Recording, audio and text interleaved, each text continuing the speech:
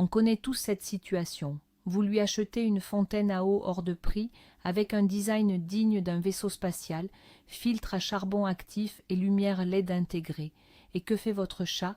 Il l'ignore royalement pendant 3 semaines pour finalement aller lécher l'eau sale au fond de l'évier de la cuisine, ou pire, l'eau des toilettes. Ça vous parle, n'est-ce pas? Vous vous dites sûrement, mais pourquoi mon chat est-il aussi bizarre? Est-ce qu'il fait ça juste pour me rendre fou, ou est-ce que son logiciel interne a planté? Eh bien, la vérité, c'est que ce comportement n'est pas qu'une simple facétie de votre petit dictateur à moustache. C'est en réalité un appel au secours silencieux de son organisme. Aujourd'hui, on aborde un sujet ultra important, mais on va le faire sans se prendre la tête. Comment protéger les reins de votre chat avant qu'il ne soit trop tard? Je vous promets de tout vous expliquer, de l'erreur fatale du bol d'eau jusqu'au secret des croquettes. Restez avec moi car ce que vous allez apprendre pourrait littéralement sauver la vie de votre minou. D'ailleurs, avant de commencer, dites-moi dans les commentaires comment s'appelle votre petit voyou et quelle est sa cachette préférée pour boire. Pour comprendre pourquoi les reins de votre chat sont aussi fragiles qu'un vase en cristal posé sur le bord d'une table, vous savez, celui qu'il adore pousser avec sa patte, il faut remonter un peu dans le temps. Nos chats de canapé, même s'ils ressemblent à de grosses peluches inoffensives, sont les descendants directs du chat sauvage d'Afrique. Leurs ancêtres vivaient dans des déserts arides où l'eau était une ressource plus rare que des croquettes au saumon un dimanche soir. Pour survivre, la nature les a dotés d'un super pouvoir incroyable, des reins capables de concentrer l'urine à l'extrême pour ne pas perdre une seule goutte d'eau. En gros, un chat sauvage trouve toute l'hydratation dont il a besoin dans ses proies. Une souris, c'est environ 70% d'eau. C'est une petite gourde sur pattes. Le problème, c'est que Pompon, votre chat d'appartement, a gardé le même métabolisme que son ancêtre du désert, mais son régime alimentaire a radicalement changé. Il ne chasse plus de souris juteuses, il mange des croquettes ultra sèches. Son corps ne ressent pas naturellement le besoin de boire de l'eau pure pour compenser, et c'est là que le drame commence. Ses reins travaillent en sur-régime constant, filtrent des toxines avec très peu d'eau et finissent par s'épuiser. C'est pour cela que la maladie rénale chronique est la pathologie numéro 1 chez les chats vieillissants. Mais pas de panique, on va voir comment déjouer la génétique. Bloc numéro 1. Le grand mythe du bol d'eau à côté des croquettes. Vous savez, cette adorable petite gamelle double où l'eau et la nourriture sont sagement côte à côte. Eh bien, c'est l'une des pires erreurs que nous faisons tous en tant que parents de chats. Dans la nature, un félin ne boit jamais là où il mange. C'est une question de survie instinctive. Pourquoi? Parce que le cadavre de la proie pourrait contaminer la source d'eau avec des bactéries, même si les croquettes de votre chat ne ressemblent pas vraiment à une antilope morte, son cerveau reptilien lui hurle « Attention, danger, l'eau près de la nourriture est empoisonnée ». Résultat, il préfère aller boire n'importe où ailleurs dans la maison, y compris dans le verre d'eau que vous avez laissé sur votre table de nuit. Si vous voulez inciter votre chat à boire davantage et protéger ses reins, la première règle d'or est de séparer sa zone de repas de sa zone d'hydratation. Placez plusieurs bols d'eau dans des endroits calmes de la maison, loin de sa litière et de sa gamelle. Vous verrez, ce simple petit changement de décoration intérieure pourrait transformer votre chat réfractaire à l'eau en un véritable petit chameau. Bloc numéro 2. Le syndrome de la fatigue des moustaches.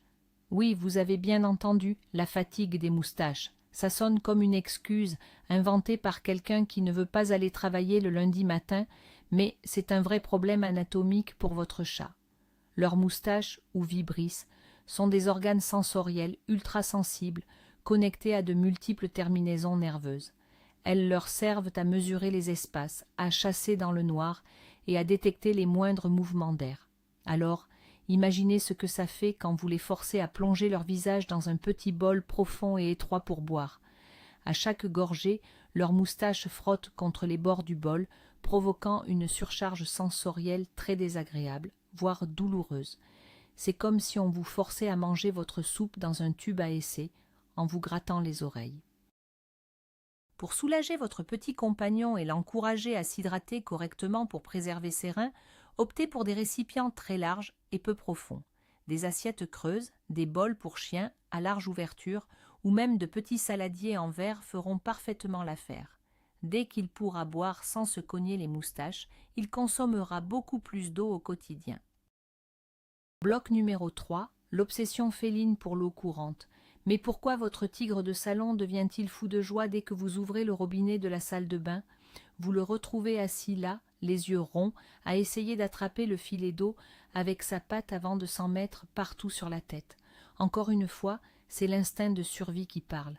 Dans la nature, l'eau stagnante est synonyme de bactéries, de parasites et de maladies mortelles. L'eau qui coule, en revanche, est fraîche, oxygénée et généralement sûre à boire. De plus, les chats ont une vision de près assez médiocre et ils ont parfois du mal à voir le niveau de l'eau calme dans un bol. L'eau en mouvement, avec son bruit distinctif et ses reflets, stimule leur sens de prédateur. Investir dans une fontaine à eau de bonne qualité n'est donc pas un caprice de propriétaire gaga, c'est une véritable stratégie médicale préventive pour rincer leurs petits reins. Assurez-vous simplement de la nettoyer régulièrement et de changer les filtres, car un chat détectera un arrière-goût suspect bien avant vous. Et s'il la boude au début, soyez patient, laissez-la éteinte quelques jours avec de l'eau dedans pour qu'il s'y habitue avant de lancer le moteur. Bloc numéro 4. Le match fatal entre la croquette et la pâtée. C'est la grande guerre civile des propriétaires de chats. Les croquettes sont pratiques, elles ne sentent pas mauvais, elles se conservent longtemps et coûtent généralement moins cher. Mais d'un point de vue purement physiologique, elles sont l'ennemi juré des reins de votre chat si elles constituent 100% de son alimentation. Pourquoi? Parce qu'elles ne contiennent qu'environ 5 à 10% d'humidité. Quand on sait que le chat n'a pas le réflexe naturel de boire pour compenser ce manque massif d'eau, on comprend vite le problème.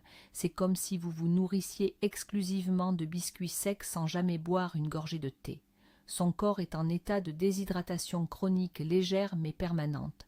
À l'inverse, la nourriture humide, pâtée, sachet fraîcheur, contient environ 70 à 80% d'eau. C'est exactement le ratio qu'il trouverait dans une proie naturelle. En introduisant au moins un repas humide par jour, ou mieux, en passant à une alimentation mixte, vous injectez littéralement de l'eau de manière furtive dans son organisme. C'est le hack ultime pour soulager le travail de filtrage de ses reins sans qu'il ne s'en rende compte.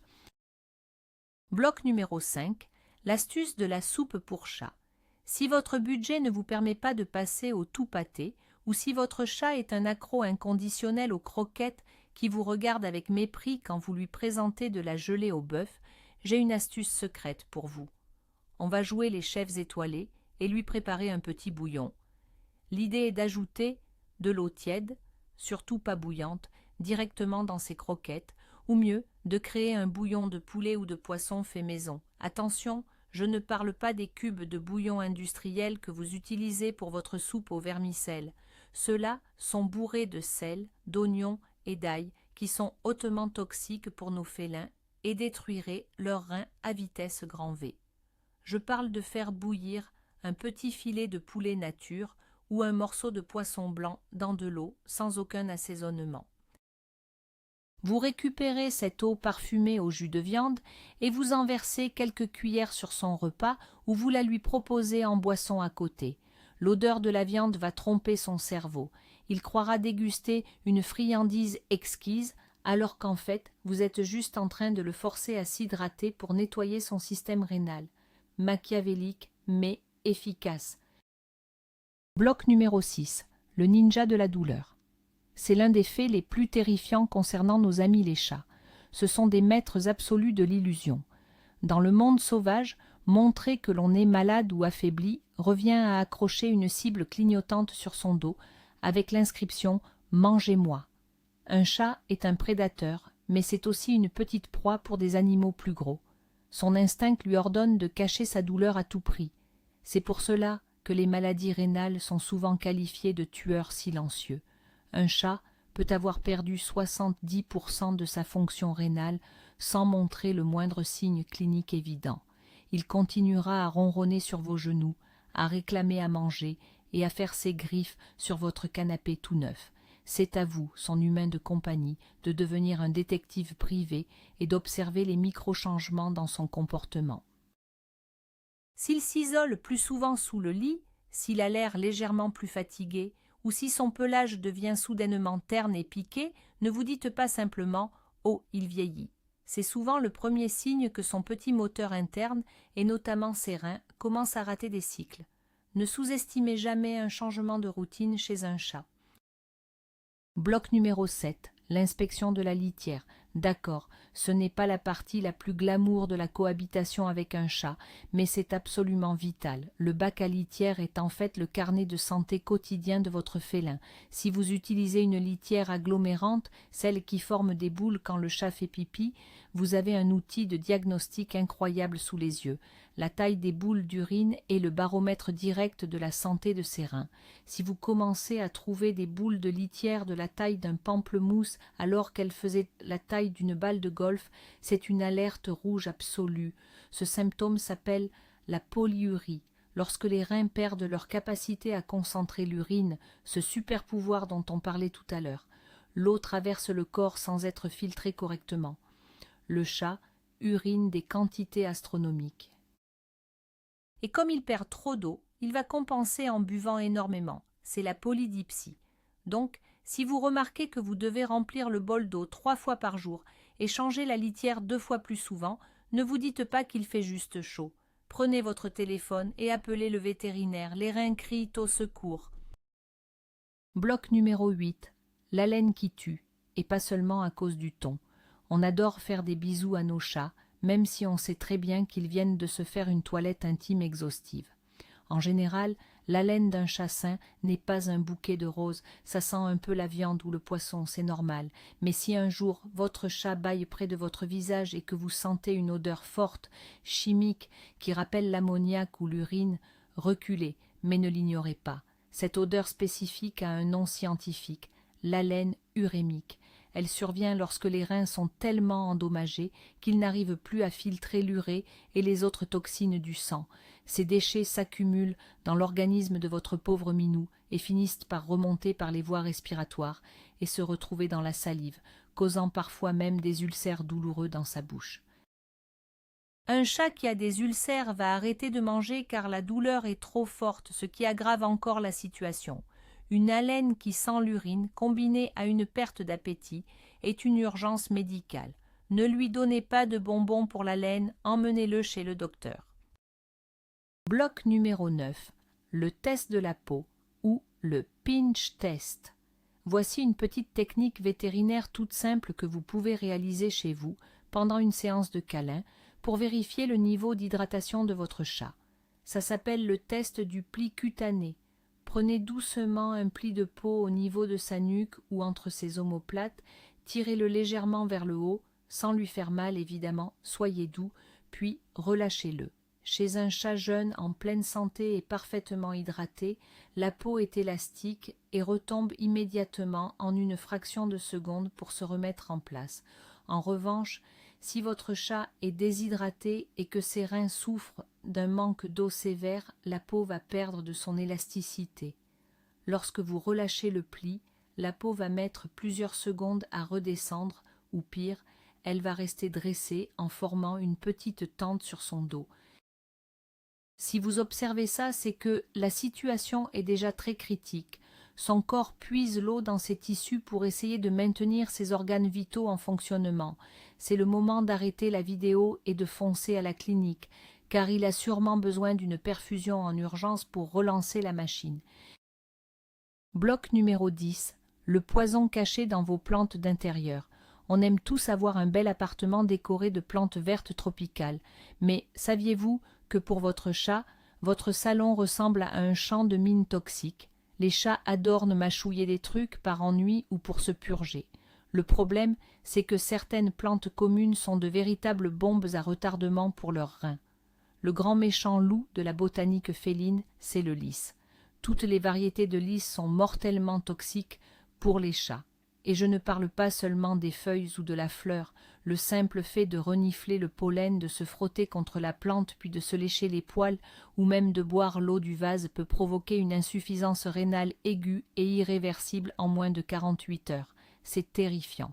D'autres plantes comme le philodendron, l'aloès ou le Dieffenbachia sont également dangereuses. Avant d'acheter la dernière plante à la mode sur Instagram, vérifiez toujours sa toxicité sur des sites vétérinaires. Votre chat a besoin de grignoter de la verdure? Achetez-lui de la véritable herbe à chat en pot, ça le rendra fou de joie et ses reins vous diront merci. Bloc numéro 11, le danger insoupçonné des restes de table.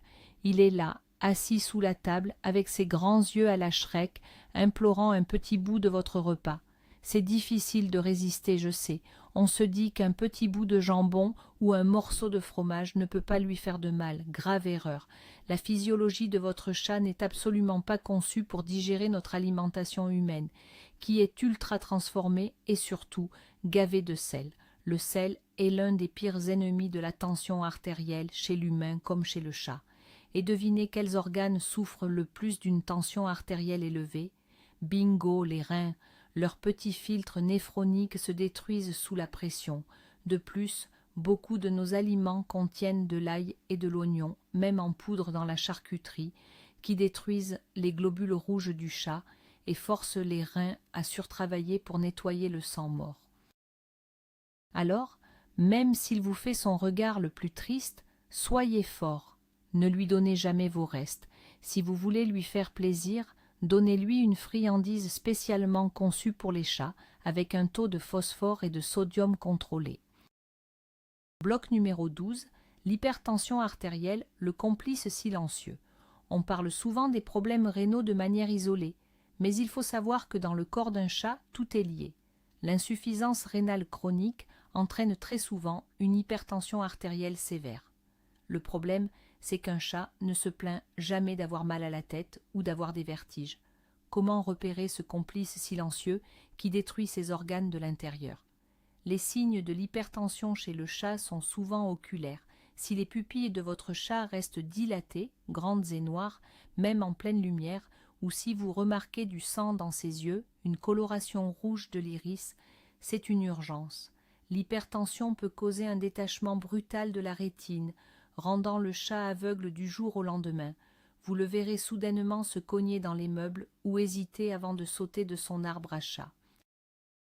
Le vétérinaire peut mesurer la tension de votre chat avec un petit brassard, comme pour nous, et lui prescrire des médicaments pour faire baisser la pression, protégeant ainsi à la fois ses yeux, son cœur et surtout ses pauvres reins épuisés. Bloc numéro 13. Le stress, cet invisible destructeur. On a tendance à penser que la vie d'un chat est un long fleuve tranquille fait de siestes au soleil et de caresses. Mais les chats sont des créatures de la routine absolue. Le moindre changement dans leur environnement peut provoquer un stress psychologique majeur. Un déménagement, l'arrivée d'un bébé, l'adoption d'un chien, des travaux bruyants dans la rue ou même un changement de marque de litière peuvent les plonger dans une anxiété profonde. Et le stress chronique chez le chat a des répercussions physiques directes, notamment sur son système urinaire. Ça s'appelle la cystite idiopathique féline, une inflammation de la vessie due au stress. Un chat stressé va boire moins, faire de la rétention d'urine et créer un environnement propice aux calculs rénaux et aux infections qui vont remonter jusqu'aux reins. Pour protéger son système rénal, il faut protéger sa santé mentale. Offrez-lui des cachettes en hauteur, utilisez des phéromones apaisantes en diffuseur si nécessaire et surtout ne modifiez jamais ses habitudes brutalement.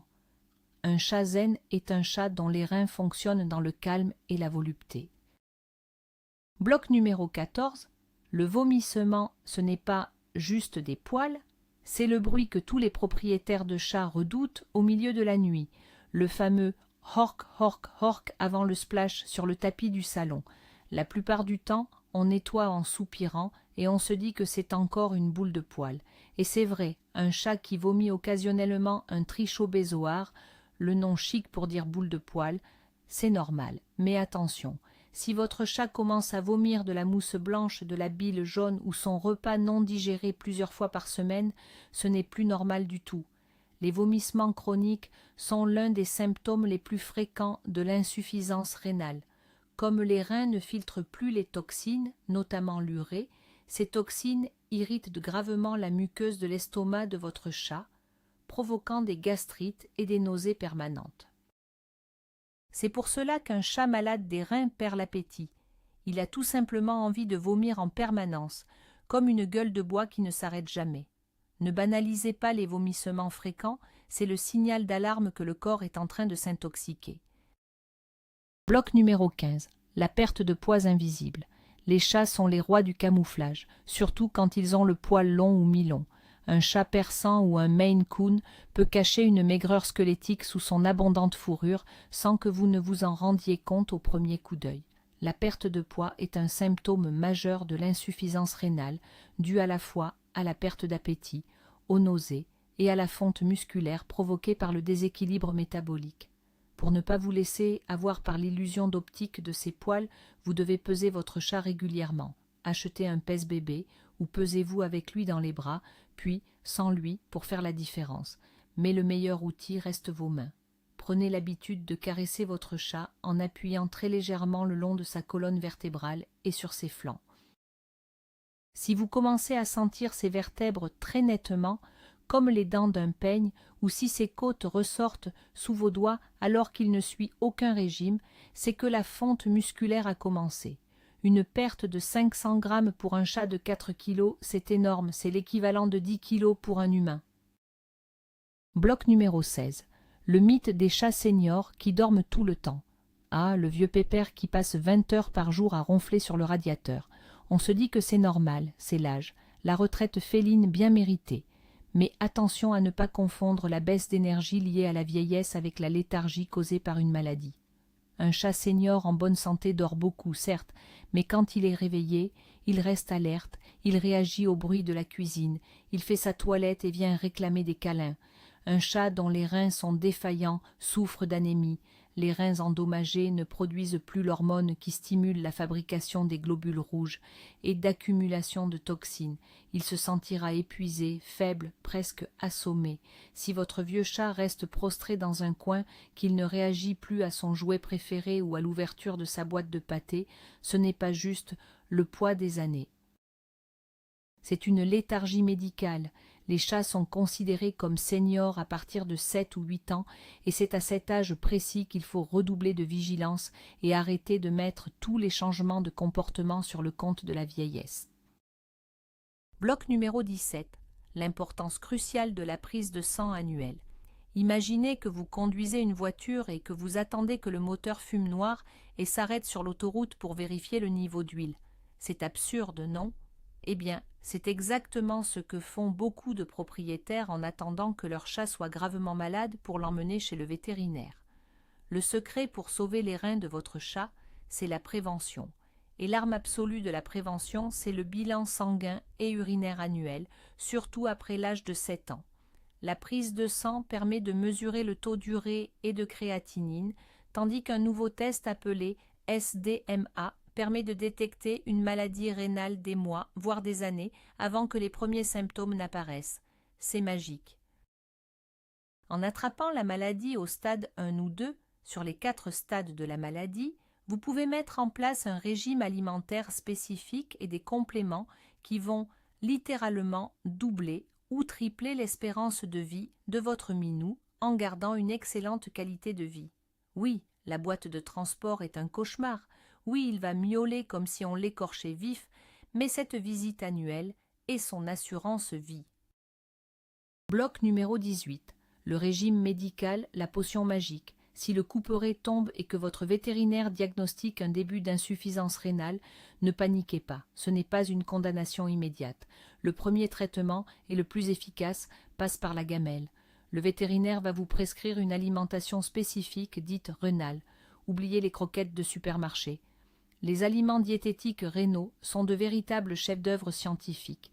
Ils sont formulés avec un taux de protéines très précis, des protéines de très haute qualité qui produisent moins de déchets urémiques, et surtout, ils sont très pauvres en phosphore, un minéral qui s'accumule dans le sang des chats malades et détruit leurs reins encore plus vite. Passer votre chat à cette alimentation va soulager son système de manière spectaculaire.